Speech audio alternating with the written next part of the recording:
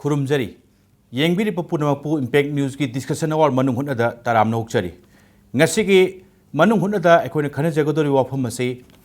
supreme court ना एजा extra judicial killing दा सीखरबा victim singi family gi ID naknaba family singda pi waiba compensation du pithoktaba matam chana pithoktaba phangandaba aduga loina na supreme court tadi pithokre haina haiba sigi matang dani ngasi khanagadori ba topic se ngasi gi manung hunada sharuk yananaba lakpiriba guest sing si yengbiriba miyam singda yamukang yana introduce tawjage agi hekta phambiriba se basanta kumar warepa advocate ifamni aduga basanta gi yeta लेंजन बिरिबसिना इमा लता हाइबदि खुमोमिम लता देबी मा मसासु इफमगी member नि लोना compensation पिथोक्रो हाइरिबा लेगिद्रबा कोई victim ओइख्रबदुगी family इमानी इमा लतासी अदुगा आइगी एक्सट्रीम नाइट फंबिरिबसी मिंगोन पंजरबदा पुयाम तोमचा अदुगा advocate high court of Manipur नि लेंबी रिक्लिबा गेस्ट सिंगो इम्पैक्ट न्यूज़ की स्टूडियो दा याना तराम नोकचरी ngasi ki khana ne labase ngarang press conference ama victim singi site ki tawduna pangthokhrabani ngasi ki phongna riba pawse singda yambana loina ba yawrba ngaktani madudi compensation phangbam thokpa singdu phangamdre aduga supreme court na manipur sarkar na pithokre haina pawdam me haibadu ki matang duni hojik lakadori base yana na ifamgi khoi gi advocate ta lakchaning base masi case hobudagi yam wana lisang chena yam kuina thengnar abani basanta मसीगी मतंग compensation की मतंग अदगी पिथोक्रो हाइरिबा सेंफम करम कान भौत पियो हाइरिनो अदुगा पिथोक्सु पिथोक्तना पिथोई काइना हाइरंबा supreme court ता मसीगी पावमु तमंबसी मसी कमाइन तौनो बसंता खरा तेंतक नबत थंबियो जे तसेंग नबो खाय कंद कंपेंसेशन की वाफम जे सुप्रीम कोर्ट ना पियो हाइदंगाइ ममांग द मणिपुर हाई कोर्ट अमदी नेशनल ह्यूमन राइट्स कमीशन ना हारिबा कंपेंसेशन जे पिथोक्रो ना हाना state recommend tawkiba adugo state ta direction pikraba ngaktani adubu state government na hojiki ifam na thariba fact encounter gi case asi supreme court ta pending leibana maram oirkan da hairiba compensation asi supreme court ki aroiba judgment do lak tripawudi pasi pithoktuna leirpani adubu compensation pithoktuna leirpasi haukiba sahi gi december gi tarik 9 da supreme court ta chathakiba ifam thaba case asiga mari leina chathakiba hearing sida supreme court notice तौरपदगी हारिबा compensation सिंग असि यामथुना पिथोखोना order ताकी अदु order to specifically पल्लिबसी national human rights commissioner सु कंपेंसेशन पीगो हाइबा अदुगा हाई कोर्ट ऑफ मणिपुर सु कंपेंसेशन पीगो हाइबा केसिंग सिदा करिगुंबा विक्टिम फैमिली सिंग जे चप मानरंबा केस अमत्ता ओरंबा तारगदी मद कोर्ट ना हाइरिसे एनएसआरसी ना रिकमेंड तौरिबा कंपेंसेशन दुन हेनबा तारगदी मदु हारिबा कंपेंसेशन की अमाउंट दु पीबा अदुगा हाई कोर्ट ना पीरिबा compensation sin the helm targadi hariba compensation madu PO on haibin haibdi NSRC datraga Manipur High Court na piriba compensation sing sidagi ahenba compensation do PO on haibani adubu hariba compensation asi kaino na mathangi Supreme Court ta chatharakpa April ki tarik 19 gi hearing sida Supreme Court na muk hangbane sumai tokduna koin mamang da December ki tarik 9 da takiba compensation pitoko haibagi order sing adu combine tawgrage na hangko matam sida state ki council na compensation asi high court of manipur na direction people compensation sing asidi loina mo people loigre adugu national human rights commission na recommend tawba compensation sing asi pitoktuna leiri na dumaina pau tambadagi supreme court na madu yamna seriously lawbaga loina na hariba compensation asi yam thuna week mari gi manung da pitoko na order amasu tabani adu hariba April ki tang kuni thoi gi orders the specifically Supreme Court na palibasi makoi na tang nipa December ki tarik 9 da pithok ko haiba compensation adu pithok tabana maru kan da pithok tana lehoriba family sing da lupa lising yankai hen hapa kan da haibadi lakh manga dagi aseng bagi compensation gi amount lakh manga ni adu mo pithok na leibadagi imung khuding bakta lising yankai helaga punna lakh manga lising yankai ase pithok ko na हारिबा April के तारीख 19 सिदा order से ताबनी week मरी की मनुंग पिथोकोना अदुबु Nahan supreme court चथगिबा तांग 3 चथगिबा जुलाई की hearing सिदा सुमाय Manipur state की काउंसिल ना मणिपुर स्टेट की रिप्रेजेंटेटिव ना हारिबा अमाउंट से विक्टिम मसा मसा द पेड तौग्रेना दुमारे सुप्रीम कोर्ट अमाय थंबिबने ओके थैंक यू इमाल ताइन लाचनिंग बसे ꯄꯥꯎꯁꯦ ꯁꯤꯡꯗꯁꯨ ꯏꯃꯥ ꯂꯇꯥꯒꯤ ꯃꯤꯡ ꯑꯗꯨꯝ ꯉꯁꯤꯁꯤ ꯌꯥꯎꯅꯔꯦ ꯑꯌꯥꯝꯕꯅ ꯃꯗꯨꯗꯤ ꯐꯪꯐꯝ ꯊꯣꯛꯄ ꯉꯁꯥꯏꯒꯤ ꯚꯤꯛꯇꯤꯝꯁꯀꯤ ꯐꯦꯃꯤꯂꯤꯗ ꯐꯪꯐꯝ ꯊꯣꯛꯄ ꯀꯝꯄꯦꯟꯁꯦꯁꯟꯒꯤ ꯃꯇꯥꯡ ꯂꯥꯛꯄꯁꯤꯗ ꯏꯃꯥꯁꯨ ꯐꯪꯐꯝ ꯊꯣꯛꯄ ꯚꯤꯛꯇꯤꯝꯁꯇꯨꯒꯤ ꯐꯦꯃꯤꯂꯤꯅꯤ ꯌꯥꯝ ꯅꯛꯅ ꯂꯩꯈꯤꯗ꯭ꯔꯕꯁꯤꯒꯤ ꯏꯃꯥꯅꯤ ꯇꯁꯦꯡꯕꯗꯤ ꯑꯩꯅ ꯀꯩꯅꯣ ꯇꯧꯕꯁꯤ ꯑꯩꯈꯣꯏꯒꯤ KS ꯑꯣꯁꯣꯟꯖꯤꯠ ꯍꯥꯏꯔꯤꯕ ꯅꯨꯄꯥ ꯃꯆꯥꯁꯤꯒꯤ ꯏꯃꯥꯅꯤ ꯏꯃꯥ ꯂꯇꯥꯁꯤ ꯑꯗꯨꯒ ꯃꯦꯝꯕꯔ ꯏꯐꯝꯁꯨꯅꯤ ꯂꯥꯛꯅꯤꯡꯉꯤꯕ ꯋꯥꯐꯝꯗꯤ ꯏꯃꯥ ꯂꯇꯥ ꯀꯝꯄꯦꯟꯁꯦꯁꯟꯁꯤ ꯍꯧꯖꯤꯛꯁꯤ ꯀꯨꯟꯅꯤꯄꯥꯟ ꯅꯦꯁꯅꯦꯜ ꯍ꯭ꯌꯨꯃꯦꯟ ꯔꯥꯏꯠꯁ ꯀꯃꯤꯁꯟꯅ ꯍꯥꯏꯔꯤꯁꯤ ꯏꯍꯥꯟ ꯍꯥꯟꯅ ꯀꯨꯟꯅꯤꯄꯥꯟ ꯃꯣꯏꯅ ꯄꯤꯔꯛꯄ ꯃꯣꯏꯒꯤ ꯀꯦꯁꯇꯨꯗ ꯀꯝꯄꯦꯟꯁꯦꯁꯟ ꯄꯤꯈꯣ ꯍꯥꯏꯔꯤꯕ ꯀꯨꯟꯅꯤꯄꯥꯟꯁꯤ ꯃꯅꯨꯡꯗ 13ꯒꯤ ꯋꯥꯐꯝ ꯑꯣꯏꯅ ꯎꯏ ꯉꯁꯤꯒꯤ ꯀꯩꯅꯣꯗ ꯎꯔꯤꯁꯦ ꯁ꯭ꯋꯥꯏꯗ ꯑꯩꯅ ꯏꯃꯥ ꯂꯇꯥꯗ ꯍꯪꯖꯅꯤꯡꯕꯁꯤ ꯐꯪꯗꯕꯁꯤꯡꯒꯤ ꯃꯅꯨꯡꯗ ꯏꯃꯥ ꯂꯇꯥ ꯌꯥꯎꯕꯤꯔꯤ 13ꯅꯤ ꯍꯥꯏ ꯉꯔꯥꯡꯒꯤ ꯄꯨꯟꯅꯁꯦ ꯑꯗꯣ 19ꯁꯤ ꯃꯅꯨꯡꯗ ꯑꯇꯩꯁꯤꯡꯁꯤ ꯐꯪꯈ꯭ꯔꯕ꯭ꯔꯥ ꯐꯪꯗ꯭ꯔꯤꯕ꯭ꯔꯥ ꯅꯠꯇ꯭ꯔꯒꯅ ꯏꯃꯥ ꯂꯇꯥ ꯍꯣꯏꯅ ꯑꯃꯨꯛ ꯐꯪꯍꯧꯗ꯭ꯔꯤꯁꯤꯅ ꯀꯔꯤ ꯋꯥꯠꯄꯅꯦꯅ ꯈꯟꯕꯤ ꯀꯩꯝꯇ ꯋꯥꯠꯄꯗꯤ ꯂꯩꯇꯦ ꯊꯑꯣꯏꯅ ꯃꯁꯤ ꯄꯤꯗꯕꯅꯦꯅ ꯍꯥꯏꯕꯤꯗꯧꯔꯤꯕ꯭ꯔꯥ ꯀꯔꯤ ꯍꯥꯏꯕꯤꯗꯧꯔꯤ ꯏꯃꯥ ꯂꯇꯥ ꯃꯁꯤ ꯄꯤꯈ꯭ꯔꯦꯅ ꯍꯥꯏꯖꯤꯜꯂꯒ ꯁꯨꯝ ꯇꯣꯛꯈꯤꯒꯗꯧꯔꯤꯕ ꯖꯥꯠꯂꯥ ꯀꯥꯏꯅꯒ ꯆꯤꯡꯅꯔꯛꯑꯕ ꯖꯥꯠꯅꯤꯗ ꯑꯩꯈꯣꯏꯗꯤ ꯍꯥꯏꯕꯗꯤ ꯑꯩꯈꯣꯏ 19ꯁꯤꯒꯤ ꯃꯅꯨꯡꯗ ꯐꯪꯕꯁꯦ ꯑꯝꯇ ꯌꯥꯎꯗ꯭ꯔꯤꯕ ꯑꯗꯩ ꯉꯔꯥꯡ ꯄꯤꯈ꯭ꯔꯦꯅ ꯑꯩꯈꯣꯏꯒꯤ ꯀꯩꯅꯣꯅ ꯕꯁꯟꯇꯅ ꯍꯥꯏꯕꯁꯤꯗ ꯑꯩ ꯏꯁꯥꯃꯛ ꯌꯥꯎꯅ ꯁꯦꯀ꯭ꯔꯦꯇꯔꯤꯌꯦꯠꯇ ꯆꯠꯂꯨꯏ ꯉꯔꯥꯡꯁꯦ ꯍꯣꯝ ꯗꯤꯄꯥꯔꯠꯃꯦꯟꯇꯒꯤ ꯑꯁꯦꯡꯕ ꯄꯥꯎꯁꯤꯃꯗꯤ ꯈꯪꯉꯒꯦ ꯍꯥꯏꯗꯅ ꯑꯗꯨꯗ ꯗꯤꯄꯥꯔꯠꯃꯦꯟꯒꯤ ꯑꯣꯏꯕ ꯍꯣꯝꯒꯤ ꯑꯣꯏꯕ ꯃꯤꯁꯤꯡꯁꯦ ꯑꯃꯠꯇ ꯊꯩꯗꯣꯛ ꯊꯩꯖꯤꯟ ꯇꯧꯗꯅ ꯀꯅꯥꯝꯐꯥꯎ ꯎꯅꯕ ꯐꯪꯉꯛꯇ꯭ꯔꯕ ꯑꯗꯨꯗꯒꯤꯗꯤ ꯄꯥꯎꯁꯤꯒ ꯇꯥꯕꯒ ꯃꯌꯥꯝꯗ ꯍꯦꯛꯇ ꯐꯣꯡꯗꯣꯛꯑꯒ ꯂꯣꯏꯔꯦꯅ ꯑꯩꯅ ꯄ꯭ꯔꯦꯁ ꯀꯟꯐꯔꯦꯟꯁ ꯑꯃ ꯄꯕꯠ ꯀꯧꯔꯒ ꯃꯌꯥꯝꯗ ꯑꯗꯨꯝ ꯃꯦꯗꯤꯌꯥꯒꯤ ꯊꯣꯡꯗ ꯍꯥꯏꯖꯔꯤꯁꯤꯅꯤ ꯐꯪꯗꯦ ꯁꯨꯡꯐꯪ ꯐꯪꯗꯦ ꯑꯩꯈꯣꯏ ꯂꯣꯏꯅꯃꯛꯀꯤ ꯑꯦꯀꯥꯎꯟꯁꯤ ꯂꯣꯏ ꯆꯦꯛ ꯇꯧꯔꯦ ꯑꯗꯨꯒ ATM ꯄꯥꯏꯕ ꯀꯥꯡꯕꯨꯅ ATMꯗ ꯆꯦꯛ ꯇꯧꯔꯦ ꯑꯩ ꯏꯁꯥꯃꯛꯀꯤꯁꯨ ꯇꯧꯔꯦ ꯑꯃꯠꯇ ꯆꯪꯉꯛꯄ ꯂꯩꯇꯦ ओके लाइदी बसंत अगर सूम कनो इफम सूम भोकने अगर हंगौरी कैसे नतेको ngасai कुनिपान पिथोको हाइबनि कुनिपान दु मनु गंगरांग सी तरमाथोई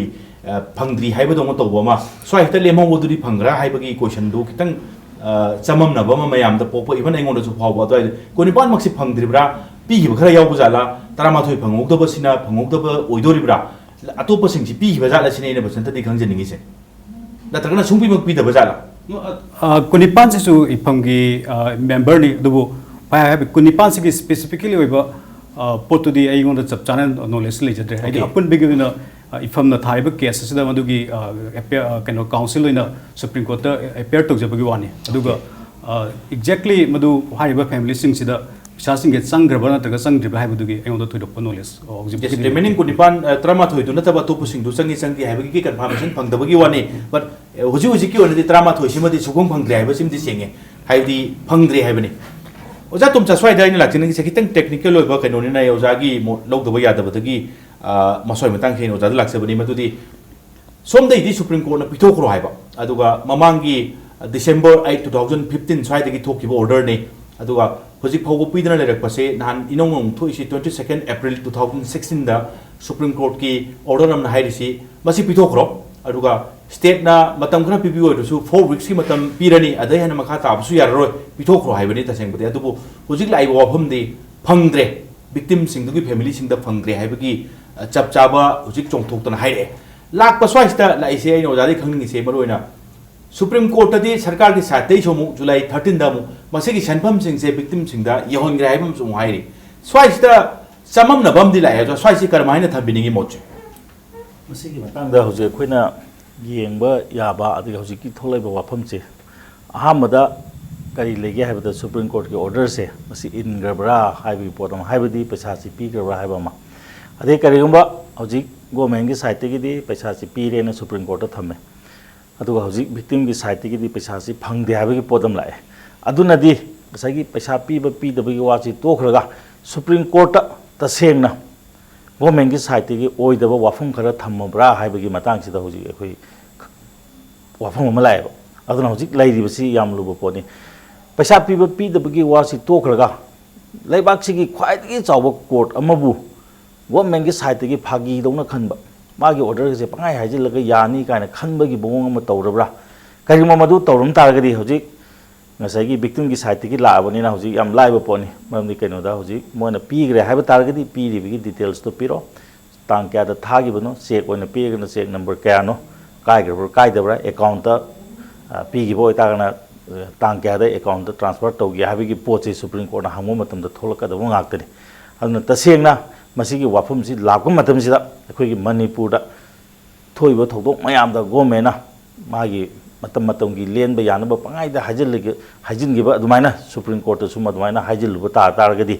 मसी हौजिक अखोई गवर्नमेंट की फिवम से करी तोप याबगे तसेंगना मसी करिबा हौजिकी लैरिबा काउंसिल पोसी स्टेट गवर्नमेंट की कनाना करम अथॉरिटीना मंगोंद इंस्ट्रक्शन पीरगा हायलिबनो हाइबी पोत मैम लाकनी हौजी तसेंग हौजी अखोई मांगद लेरिबसे मणिपुर गवर्नमेंट सुप्रीम कोर्ट से मोइना रेस्पेक्ट तौदब्रा थोई वावोइना लौदब्रा मंगाइदा हाइजलगा यानेना खलब्रा हाइबी पोत खक लाए हौजी अखोइना victim की साइड की तहनिंगवा अमसुंग इन्फॉर्म की साइड की तहनिंगवदी याम थुना पिटिशन अमा थाहनिंगे मरमदी कइनो दा अखोई सुमाइ तौदना तांग असुक पीगिबा स्टेटमेंट से आराम स्टेटमेंट नि अखोई ngasi बाउदा अखोई पैसा से फंगमम त लेते अदुगु मोइना करिगुम पीगिबा तारगदी डिटेल सिंग दु पिहलो करिगुम ओइदबा nganगम तारगदी तसेंगना ओइदबा nganगिबा काउंसिल दु द इंस्ट्रक्शन पीरिबा ngasi मागे ऑफिसर दो मदु चखतकद्रा नत्रगना मधु कईगुब कैबिनेट कुमना अयाब पीरम तारगदी मणिपुर गवर्नमेंट से कोर्ट से सिंगनब गिदमक कैबिनेट की लेरिबा मेंबर मयाम लोइनमक से दंडी फंगम थोपरा हाबी पोतम लाने मरमदी कइनोदा हजिकती मणिपुर तौरीब पोत अखोई कैबिनेट की डिसीजन नत्रगदी थबक अमत तौब ngमदबगी मोंग अम लाए अदुना हजिक तसेंगना मसी क्यामना डीप रूटेड ओइबनो हाबसे मसे अखोई थिदोकम संगे दुगु तसेंगना याम थिना डीप रूटेड ओरमदना highest authority of the government चेनल म तादगदी हजिक तसेंगना गवर्नमेंट से मसी लेबम थोपरा पीआर लाखम थोपरा हाबगी क्वेश्चन बबु मसी लाखपा याब पोन समसम हाइरकांदा सोमदती विक्टिम्स हाइरिसि फंगदे हाइबनी सरकार की माइकैदगी जुलाई 13 दा अखोगी ख्वाइदगी लेटेस्ट मोइगी पाउफुमसी रेस्पॉन्स से टू द सुप्रीम कोर्ट से पीग्रे हाइबनी समसम हाइरगा सुप्रीम कोर्ट पु लान लमजिंगबा लान हाइजनबगी पीरम दब तारगदी पीरम दब सिना तसेंगना मदु चप चाना पुथोप ngमगदी मचिन थीबगी वफम माने अदुमा अतोपा मना कानाना थेलिनो हाबदुमा ओके ओके लाइव वफम से अदा आइनो ओजादा मखा ताना स्वाइसदा सुम पाउफुम वारी सामिनरिंग इस ताइना खंजनिंग बसे yes national human right commission की डायरेक्शन दा कंपेंसेशन पीगो हाइबसी सुप्रीम कोर्ट न हुजिकती हाइरे अदु ममांगदा केस सिंग से स्वाइ मतंग से आयिंग बसिंग नु खंगनिंगवा आइना छु खंगनिंगवा हाइबदुनी इंक्वायरी से याम चथबा याम लेग्रे मैजिस्ट्रेट इंक्वायरी अदगी जुडिशियल इंक्वायरी सिगुम बसिंग सिगी कंपेंसेशन पीगो काइसे सरकार की साइड तगी ओजाना थेंगनरपुदा पीग्रबा लेरबरा कमाइन थेंगनबी मसी लेरे आई साना पाइबा केसता साइगे अखोगी सुगंग खंगदे national human right commission case की मतंग थीजिले हाबु खंगदे अदु पैसा लाका न खंगे अदुना तसेंगना हाइबा तागदी मयामना खंबिगदबदा ह्यूमन राइट कमीशन हाइबसे मसी अखोगी ह्यूमन राइट वायोलेशन के याम मरु ओइबा पोदमनी मणिपुर की ह्यूमन राइट कमीशन लै अदुबो हजिक मोने दिफंग ओहेले सही मरी मंगा से कनामता हापतदना थबक तौद्रे अदुना तसेंगना प्रजा सिंगसिगी सुमाइना तौदना एक्सेस होइदना कंसाइगे अखोई सिक्योरिटी फोर्सेस सिंगना पुलिस सिंगसिना आरामबा तौबदिगी सीबा नागिबा तौबो मतमसिदा कोर्ट सल्लगा ngसाइगे अखोई करिगुंबा डिमांड खर तौबदगी ह्यूमन राइट कमीशन चटपसिना थुबा हे अम हेले अदु ह्यूमन राइट कमीशन सिना पीबा रिकमेंडेशन जे Manipur state human right commission पीबा रिकमेंडेशन जे स्टेट ना इनबा इंदब्रादी तोंगानबने अदुबु नेशनल ह्यूमन राइट कमीशन पीरागदी अदुम इल्ले अदुम अदुना तसेंगना हौजिक अखोइना मतंग से अखोइना खंगदबसी हौजिकी ह्यूमन राइट कमीशन हैबसे मसी यामना मरु ओइबा पोदमनी अदुना मसी अखोइ मणिपुर ह्यूमन राइट कमीशन से मसी खुदक्ता मसी अमुहन्ना मसी रिवाइव तौबा अमा अखोइ चंगे अदुगा हौजिकी लेरिबा ह्यूमन राइट कमीशन बु नेशनल ह्यूमन राइट कमीशन बु ऑर्डर तारागदी आर्मी खंगदे अमा खंगदे अखोइ कोर्टना डायरेक्शन पैसा पीगोना ताबसे मोइना अपील चतना लेरमबसे ह्यूमन राइट कमीशन पाउ लाक तागदी अपील के लोइ तोइ पैसा एक पीरे हाइदि थुजल्ले हाइबनि अस याम थुय समसम हाइरगा याम नुंगाइजे खन्नबसे अदुम मखासे अदुम जरा जरा लाउंगा खन्नबसे अदुम चथनिंग बजाने अदुम तंगाइ फतना ब्रेक की तंजाम तंग अमुक लाए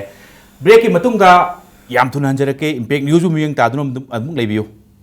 लमदम असिदा लेरिबा मियांगी नुंगाइरबा पाउजेल मथंगदा अदोमना दिल्ली चटपा मतमदा look act is hospitality services ना अदोंगी सर्विस ता लेजरे लमदम असिगी मियामना दिल्ली दा लाकलगा लेफम चाफम कोइथि थिबगी मथौ ताद्रे इथनिक क्यूजिन बजट प्राइस ता प्रीमियम रूम सिंग एसी की खुदोंग चाबा अमदी unlimited wifi broadband internet services की खुदोंग चाबा यावरबा लेफमने मफम असिदा ट्रांसपोर्ट की खुदोंग चाबा सु पिजरी अकुपा मरोल गिदमक look act is hospitality services F96 Manish Global Malls Sector 22 Dwarka New Delhi दा कांटेक्ट तोबियो Please contact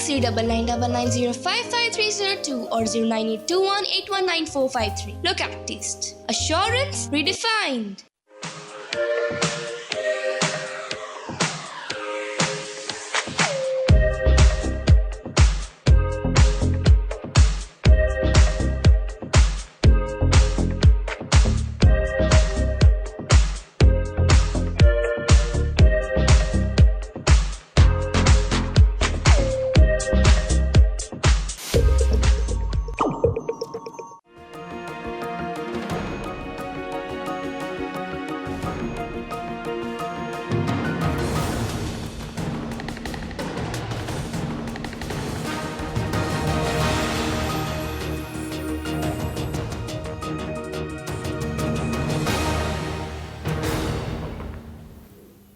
ब्रेक की मतुंगदा येंगबिरिबा पुनमुकपु इम्पैक्ट न्यूज की मनुहुनदा अमुक हन तराम नोकचरी मथंग दनि लाक्सनिंगसे बसंत द लाक्निंगसे खंगबदी याम लेबा लेबदी खंगनिंगसे इवन अखोय बो खंगदबा मयाम सुंग यौरिन तरोसे येंगबिरिबा सिंग सिगी मथक्ता मो मेजिस्ट्रेट इंक्वायरी सुम थेंगनरकपदा नंगी सुम एडवोकेट की केनोस्ता सुम थेंगनरकपदा इफमगी करी केस पाइरकपसि कुइरे थेंगनरकपदा मेजिस्ट्रेट इंक्वायरी सी हुजिक फावबदा पिथोखिबा कंपेंसेशन पियु गायना ताबदा पिगिबा क्याम लेरे अदुगा as of now supreme court की मोगी व्यू ददी मेजिस्ट्रेट इंक्वायरी सी मोइना करमाइना लौरी सुप्रीम कोर्ट नगदी मसिगी पोच तसेंग नंबर खायर कांददी असी फावबदा अखोइना थेंगनबा केस सिंगदा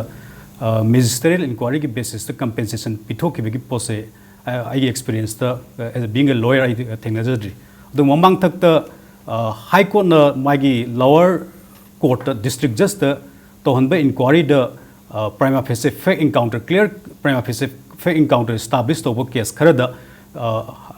मेजिस्ट्रेट इंक्वायरी से तोबो केस खर थेंगनगी अदु मतमदुददी हारिबा मेजिस्ट्रेट न तोबो इंक्वायरी से अयाम्बा एनकाउंटर से असेंगबने न ताबा ngaktane adu hojik pawda NSRC na recommend toriba compensation p ko na recommend toriba casing asi magistrate inquiry gi basis ta tawba ai thoidong mande masi NSRC na moi own inquiry hojik moi da leriba material on records si gi basis ta post mortem the inquest the victim statement si mayam si loinamak examine tor matung da mo ko own inquiry na compensation p bane na ina khali adu khwadigi nungai ba wafam di keno se ममांगी July की तारीख निपान द supreme court pass तो की interim judgment से स्टेशन द हारी से पिटिशनर द 1528 एक्स्ट्रा जुडिशियल एग्जीक्यूशन एलएस एक्स्ट्रा जुडिशियल एग्जीक्यूशन की फुल कंप्रिहेंसिव एवर रिपोर्ट अमा सुप्रीम कोर्ट पिखल ओन हाइबा द हारिबा जजमेंट से द मेजिस्ट्रियल इंक्वायरी दी मसी जुडिशियल इंक्वायरी नते मसी थोइदोंनो वैल्यू याउदे अदे मसी कैनो से आई ओन परसेप्शन दसु मसी माई क्वालिटी से यामना पोरोय अदुना हारिबा मेजिस्ट्रेट इंक्वायरी की रिपोर्ट से सुप्रीम कोर्ट इफमना पिटिशनर ना पिखलकपदा मेजिस्ट्रेट इंक्वायरी की रिपोर्ट से पिखलकनो बो ऑर्डर्स द यावरीबा अदुना सुप्रीम कोर्ट के ऑर्डर्स द तो आइना खनबदा मेजिस्ट्रेट इंक्वायरी की बेसिस द कंपेंसेशन पिरमगनी हाबिगी पोस्ट आई थाजबलिते ओके ओके थैंक यू इमालता तसेंग हारदी ngasi leigidabasi ichanupa ni yam nuaitabadi thogong emorom darga thogok te tasengna soigre लानखरे हाइबुदुन ओरमनि ngसाइगी कंपेंसेशन पिथोको गायनगा लाइबो वाफम से सुम यंगजेबदा स्वाइसदा कंपेंसेशन जु पिथोखरो हाइसु हाइबा अदगी फंगसु फंगदबा अदो आइना सुम आइगोंदा सुम फावबो केनो दोनि मालतादा आइना शेयर तौजनिंग बसे कंपेंसेशन बुदि पिरनि नोंमत्रगा नोंगरे सुम सुम फंगनि आइना लौरसु सेनबा सिंगदुदि दंदी का पिबो खोपगी केनो से इरेली तब उदबा स्वाइसी मालतादा करी फावबा मा मोइना कंपेंसेशन दुना दुम फंगोम दुबु कंपेंसेशन मक्सु फंगदबा मतम चाना फंगनदबा अदुगा चेनबा सिंगदुसु दंदी सेराक पिबदी उदी उदबा स्वाइसिता ममा मोइना करी फावबी तसेंबदी इबुंगना हाइजे सुमी ममा मोइना आइना हेक पामजबा मक्तदी आई इसानु पादा डायरेक्ट खादिबा हावम मक्तगी लाइसम प्रेम कुमार हाइबा इम्फाल वेस्ट पुलिस कमांडो की पासे मसीने हेक दंदी फंगाकांदा आइसि पेनगदबने अदुबो हौजी मनपुर सरकार ना हाइबे सुप्रीम कोर्ट की याथंग मतुंग इना कंपेंसेशन पीरनी हाइबे से सिदा आइगोंदा खितंगसु नुंगाइबा फावे मरमदी कइगिनो हाइबदा अखोइगी अचुंबा इचानपादो लान नमोइना हातपीगिबनी साहित्य साचनबा खोकापता हातखिबनी हाइबसिमा खरगैदि फोंदोकपा ngami हाइबगी नुंगाइजबा नोबा ngो फावबा अदुगी मथक्तुदा अमुक फंगदरिबा कंपेंसेशन सिना इचागी दमक्ता निंगसंगनबा कैनोमदि थंबा ngamjaragani हाइना खल्लगा वाखलजे खितंगदि शांति ओइजरुबा अदो होजिक पीबिद्रे मदु फंगनबा होनरप सैसिदा अमुक दिसिना तंगाइ फदना हयेंसे लाक्रगदि पैसासे हनग्रनी काका हाइबे याम थुजनबगी मोंग अमा अखोइ दिक्ता हाइरपतना अवामम सु ओइरबा हाइबदि निमिट अमखक्के मनुंगदा डॉक्यूमेंट सिंग सबमिट तौन होनबदा एंगोंदा वागिबा अदुबु वारसु वाना अखोइ सिंग गायरगा फंगनी हाइना खल्लगा लेरिङै सिदैसिदा नहान तारिख 13 सिदैसिदा अमु पिथोखरे हाइरपगी अखोइदा साउनिंगबा उन्नबा चलुबगी अमुक नुंगाइतबा मसी पुलप पुंझलुरगा आइन हेक हाइनिंगदि मणिपुर सरकार सिना victim family अखोइदा mentally torture तौरे कागाइ हाइदिंग तसिंगमदि torture तौरबने अखोइदा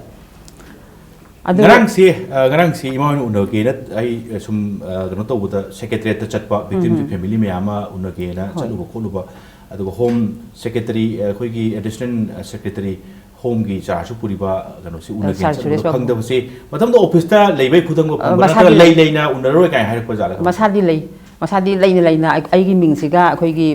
president ꯔꯦꯅꯨꯒꯤ ꯃꯤꯡꯁꯤꯒ ꯄꯤꯁꯟꯕꯅꯤ ꯑꯗꯨꯗ ꯑꯇꯣꯞꯄ ꯑꯃ ꯍꯥꯏꯕꯗꯤ ꯏꯃꯨꯡꯗꯒꯤ ꯃꯤ ꯑꯃ ꯃꯄꯥꯟ ꯊꯣꯛꯈꯤ ꯇꯥꯔꯒꯗꯤ ꯐꯦꯃꯤꯂꯤꯗꯨ ꯑꯗꯨꯝ ꯈꯪꯐꯝ ꯊꯣꯛꯏ ꯑꯗꯣ ꯑꯇꯣꯞꯄ ꯑꯦꯁꯤꯁꯇꯦꯟ ꯑꯃꯗ ꯑꯩ ꯃꯃꯤꯡꯗꯨꯗꯤ ꯀꯥꯎꯔꯦꯀꯣ ꯑꯩ ꯁꯨꯝ ꯁꯥꯎꯅꯤꯡꯕꯗꯤ ꯍꯦꯟꯈꯤꯗꯅ ꯃꯥꯗꯨ ꯎꯅꯔꯨꯔꯣ ꯍꯥꯏ ꯃꯥ ꯎꯅꯕ ꯆꯪꯕ ꯃꯇꯝꯁꯤꯗ ꯃꯟꯇ꯭ꯔꯤꯒ ꯉꯁꯤ ꯅꯣꯡꯃꯒꯤ ꯍꯜꯂꯔꯣꯏ ꯇꯨꯔ ꯆꯠꯈ꯭ꯔꯦꯅ ꯈꯨꯝꯃꯛꯄ ꯑꯗꯒꯤ ꯗꯤꯂꯤꯡꯅꯕꯨꯗꯤ ꯌꯥꯝ ꯐꯖꯅ ꯔꯤꯁꯄꯣꯟ ꯇꯧꯔꯛꯏ ꯑꯗꯨꯗꯤ ꯑꯩ ꯅꯨꯡꯉꯥꯏꯇꯕ ꯇꯧꯗꯦ ꯃꯥꯅꯗꯤ ꯑꯩꯈꯣꯏ ꯌꯥꯝ ꯀꯟꯅ ꯄ꯭ꯔꯣꯁꯦꯁꯁꯤ ꯍꯣꯠꯅꯕꯅꯤ ꯍꯥꯏꯗꯅ ꯃꯥꯅꯕꯨꯗꯤ ꯍꯥꯏꯔꯛꯏ ꯗꯤꯂꯤꯡ ꯀ꯭ꯂꯥꯛ ꯑꯃꯅꯗꯤ ꯑꯗꯨꯃꯥꯏꯅ ꯇꯧꯗꯅ ꯑꯃꯃꯨꯛ ꯎꯅꯧ ꯍꯥꯏ ꯑꯗꯒꯤ ꯑꯇꯣꯞꯄ ꯃꯐꯝ ꯑꯃꯗ ꯑꯩ ꯑꯃꯨꯛ ꯆꯪꯕ ꯃꯇꯝꯁꯤꯗ ꯃꯥꯁꯨ ꯃꯤꯇꯤꯡ ꯇꯧꯔꯤ ꯎꯅꯕ ꯌꯥꯔꯣꯏ ꯍꯥꯏꯗꯅ ꯉꯥꯏꯍꯥꯛ ꯑꯃꯨꯛ ꯉꯥꯏꯔꯛꯑꯕ ꯑꯃꯨꯛ ꯑꯗꯨꯃꯥꯏꯅ ꯉꯥꯏꯕꯁꯤ ꯉꯝꯃꯛꯇꯗꯅ ꯑꯩꯈꯣꯏꯁꯨ ꯑꯗꯨꯝ ꯍꯜꯂꯛꯑꯦ ꯎꯅꯔꯛꯇ꯭ꯔꯦ ꯑꯗꯨꯝ ꯁꯥꯔꯗꯤ ꯃꯁꯥꯃꯛꯇꯤ ꯂꯩ ꯑꯗꯨꯝ ओके ओके ओजा तुम जाइने स्वाइद लाक्चनिंग वाइन हंजनिंग मसी यस सरकार नदी जुलाई 13 द पीबा सुप्रीम कोर्ट पीबा मागी कनो हाइतारे पाउखुम द पिथोखरे हाइबगी पोट अमदि लेले स्वाइसे अदुगा विक्टिम की फैमिली नदी फंगदि हाइबगी चप चाबा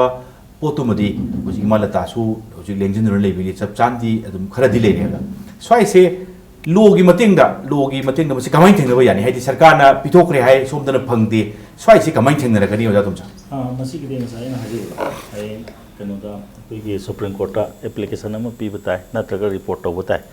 ꯐꯪꯗ꯭ꯔꯤ ꯍꯥꯏꯗꯅ ꯑꯗꯩ ꯐꯪꯕ ꯇꯥꯔꯒꯗꯤ ꯉꯁꯥꯏ ꯑꯩꯅ ꯍꯥꯏꯖꯕ ꯑꯗꯨꯃꯥꯏꯅ ꯗꯤꯇꯦꯜꯁ ꯄꯤꯔꯛꯑꯣꯅ ꯑꯗꯨꯒ ꯁꯤꯒꯤ ꯃꯇꯥꯡꯁꯤꯗ ꯑꯩꯅ ꯍꯥꯏꯖꯅꯤꯡꯕꯗꯤ ꯀꯩꯅꯣꯗ ꯃꯁꯤ ꯑꯩꯗꯤ ꯊꯣꯏꯅ ꯀꯩꯅꯣꯁꯦ ꯉꯛꯅ ꯊꯣꯛꯇꯦ ꯃꯔꯝꯗꯤ ꯀꯩꯅꯣꯗ ꯒꯣꯔꯃꯦꯟꯅ ꯁꯤꯒꯨꯝꯕ ꯇꯧꯕꯁꯦ ꯌꯥꯝꯃꯦ ꯏꯟꯁꯇꯦꯟꯁꯁꯦ ꯃꯅꯤꯄꯨꯔ ꯒꯣꯔꯃꯦꯟꯒꯤꯁꯤ ꯁꯨꯝ ꯌꯦꯡꯕꯤꯌꯨ ꯑꯣꯏꯗꯕ ꯄꯥꯗꯕ ꯀꯣꯔꯠꯇ ꯇꯧꯈꯤꯕꯁꯦ ꯉꯁꯥꯏꯒꯤ ꯉꯁꯤꯒꯁꯤꯗꯤ ꯃꯔꯤꯗꯤ ꯂꯩꯅꯗ ꯇꯥꯔꯒꯁꯨ ꯉꯁꯥꯏꯒꯤ ꯑꯩꯈꯣꯏꯒꯤ ꯀꯤꯁꯟ SDO किशन हाथखिबा मतमदा SDO किशन की केस से दिल्ली दे पुगे कमाइना पुगे हाबा मतमदा एफिडेविट अमना पुगे बने अदुसु मतमदगी DGP ओइबा अमना सुप्रीम कोर्ट एफिडेविट अम लांखले अखोइना हजिकी किशन हाले हाबा मी से हाल फारगा पुथरोको मतमदा मदु रिमांड तौगिदो एयरपोर्ट तौने रिमांड से कोर्ट तौदे मसी तौबु मतमसिदा तंपाक्ता लेरिबा मितै सिंगसिगा ngसाई मोगी चिंगी कामुसिगा मसी कम्युनल राय थोकदौरे अदुनदी मसी की केसे मणिपुर तब तागदी कम्युनल राइट्स याम चाउना थोनी अदना मसी मपान दो पुबियो हाइदना मान एफिडेविट पिए मसी अखोइ जाय मसी के एफिडेविट जा आराम बे एफिडेविट ने एक्शन खरदी तब पै कनामतन तौदे अदना ngसाई सिगुम्बा हाइदि ngसाई अखोइगी प्रजा सिंगसिदा मी नंबगी पोछि यामना तौवेबा मणिपुर अदिगी येंबियो को नान असिगी कनोदा कैथेन साबा मतमदा मी मको मयाम अमा फंगरे कैदौरगे हुजि नमजल थमग्रे अदिगे मो ngarang nahan अखोइगी मणिपुर दा अमुक्ता थोखिद्रब योहार अमा मयाम थोए असि कैदौरगे मपानदा योहार हादना तेइसे तेफम थोक्तना तेइब्रा नत्रगा क्वालिटी कंट्रोल तौददना तेइब्रा हाइना थिजनबगी महुता कंखलगा ओइदो पादो मयाम हाला ngarang nahan da कनो थौबाल दा कैथेन अमा निंखाइगी तौब मतम ए सिदी कनो न सोइबने ने सादबे एदे पिसनबगुम निंगासाइगी इनरी सिंगनाम अदुना तसेंगना सिगुम्बा ओइदो पादबा अदि लोबु उसितबगी पोत अमा मणिपुर गवर्नमेंट सिदा हुजि याम चाउना सही 5-10 सिदा थोकलेबा हुजि तो तसेंगना हुजि की लैरिबा मी हातखिबगी थिगलैसिजु सुप्रीम कोर्ट यौरमगी तौने नत तागदि नाना लोय नमजनगरबा केस ngakta अदुना तसेंगना मसिगी पोछि लैबनिना हुजिक्ति अखोई सुप्रीम कोर्ट हाइगदबनी विक्टिम की फैमिली दगी इफमदगी सोइदना हाबिगदबनी अदुगा लैरिबा पोजे हंदकी मतांगसिदि कोर्ट ओइदबा तौबसि यादबा मालेको हाइबसे मसी अखोई खंगनबगी मतम यौरे अदु नत तारगदि मसिदगी हेना साथीबा ओइदबसि थोलखेने बखोई ओके हाइदि सुम हाइजनबा पंगाइदि हाइजनबा ओइदा पादबगी थबकसि सुम हाइनर अदना हाइनबी अमो ओनगिदोरे याम हाइनबी ओले स्वाइसि फरक तारे हाइबनि मतांगसे बसंता आइना सि मतांगसे ओजानसु ताकबिरि ओजा तोमसानसु ताकबिरि मदुदि यस मोइन पीग्रे हाइबनि पीग्रे नबौ सुप्रीम कोर्ट थबौदा अखोइदि पिथोखरे हाइना पाखुमबौ पुइसलमबनि सोमददि फंगद्रे स्वाइसि लाइन ऑफ एक्शन से एज ए इफमगी एडवोकेट अमोइना कमाइन चंगेंगे खर विक्टिम फैमिली सिंगे लोइनरगा मखा ताना पिटिशन अमा तौदोरबे कमाइन तौदोरि बसंता दी लॉयर दी क्लाइंट की इंस्ट्रक्शन दो कोई फॉलो तबगी वाने तो करीगुम्बा आइगी क्लाइंट्स ना क्लियर इंस्ट्रक्शन अमा लेरबा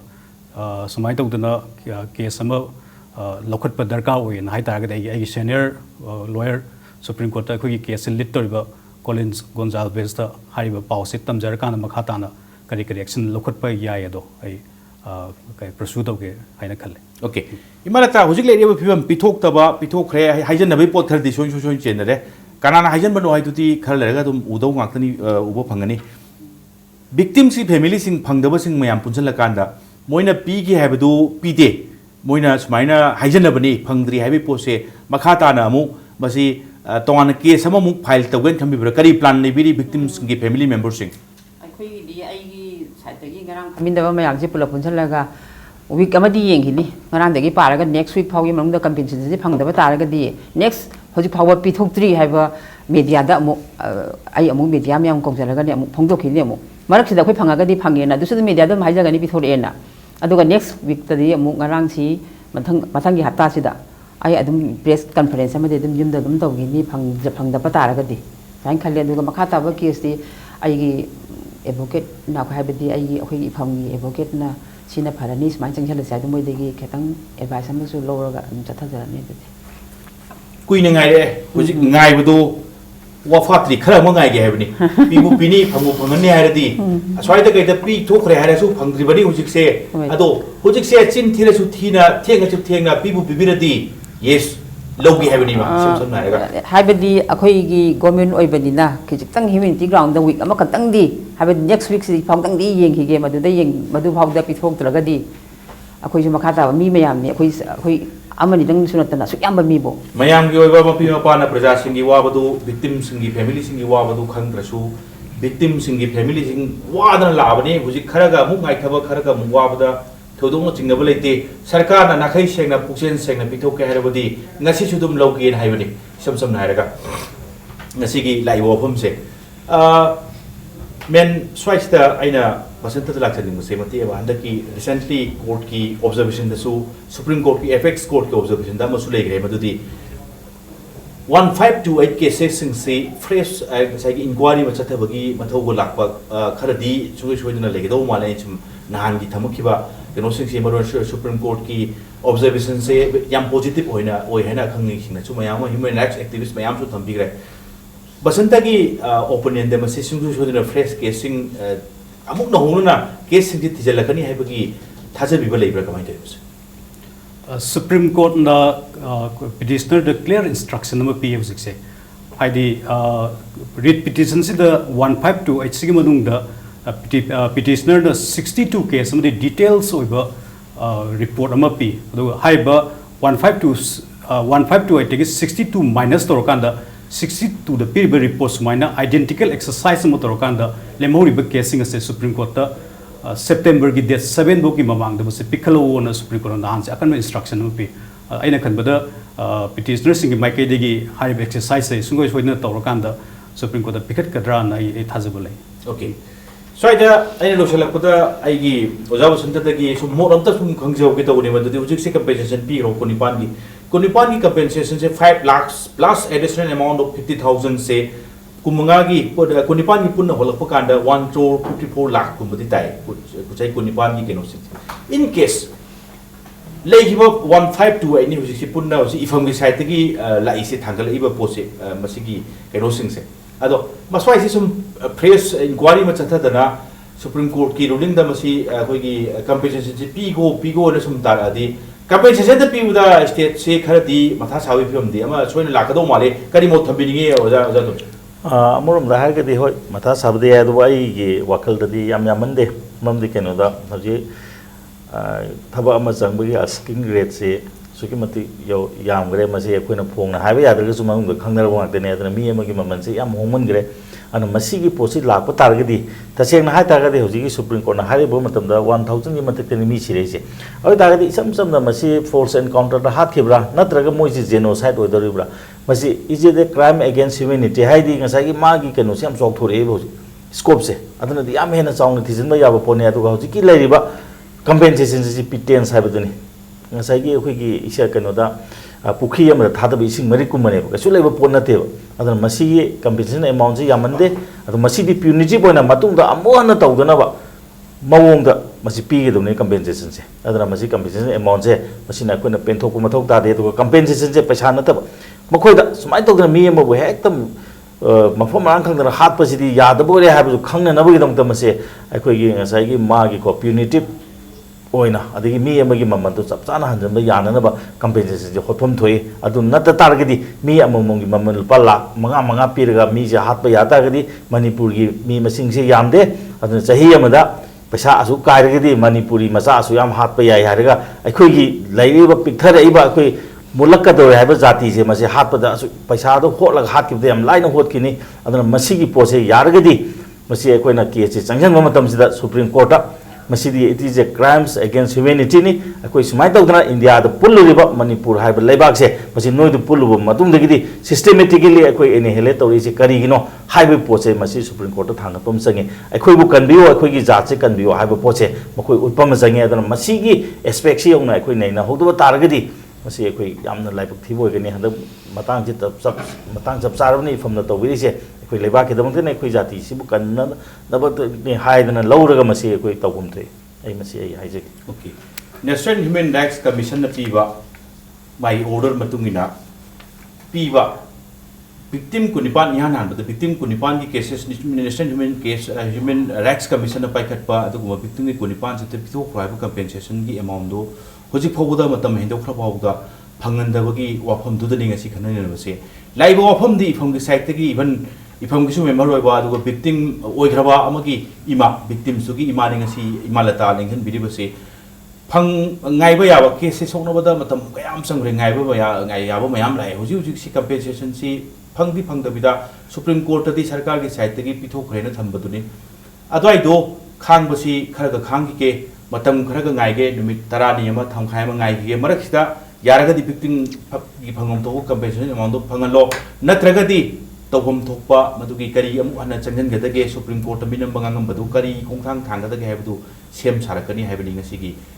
khanan nabista punna tholi wafam se yam nungai jing ngasi oja tumcha impact news studio da lakpiba khanan nabda saruk yabiba imalata basu yamna ai thagachari अदुगा Basanta याम नुंगाई जिंग से अतांग मतम मयाम काय थुपिर ग लेंबिरकपा पुनमको आई अमोन थागचरी इम्पैक्ट न्यूज की मनुंग होता ngasi दमक्तदी Matang स्वाइसदा लोइनबगी तंजादु लोइसनजनबगी तंजादु लौजगे मथंग लाकतबा मनुंग होता लोइना लोइना